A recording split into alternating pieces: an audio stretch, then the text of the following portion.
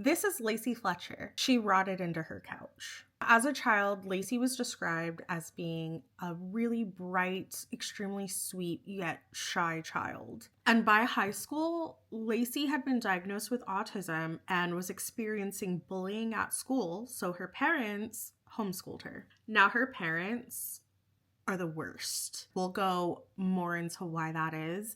But they were often heard complaining about their daughter, saying that they didn't want to be caregivers, they just wanted to be parents.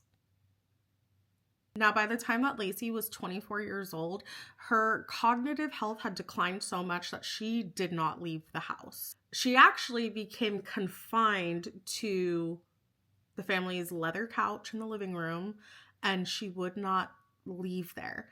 But instead of seeking medical help, her parents left her there. And I mean left her there. They would just put towels on the couch around her, so when she defecated herself, the towels would just soak up everything. It was reported that the rest of their house was extremely clean, except for the couch that Lacey was on.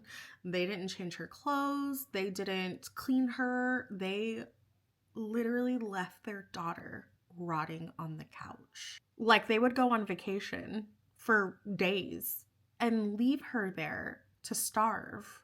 Over time, her clothes didn't fit her. They were literally just draping off of her body because she was starving. She wasn't eating. There were signs that Lacey had tried to lift herself off of the couch, probably due to extreme pain, but was unable to. For years, covered in feces and urine, with maggots living in her hair and inside of her. She had suffered from starvation and bone infections, and eventually that led to sepsis, which ultimately unalived her. On January 3rd, 2022, her mom, Sheila, called 911 stating that she had found her daughter deceased on the couch. When emergency services did show up at the house, they were shocked, to say the least. Lacey's body was 96 pounds and fused into the leather on the couch. She had been unalived for 2 or 3 days before her parents decided to call 911. She had been like that for 12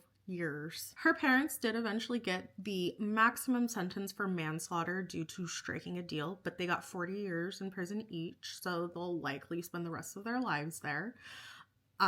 Which is the minimum of what should happen to these people, because I don't understand how you let your baby live like that.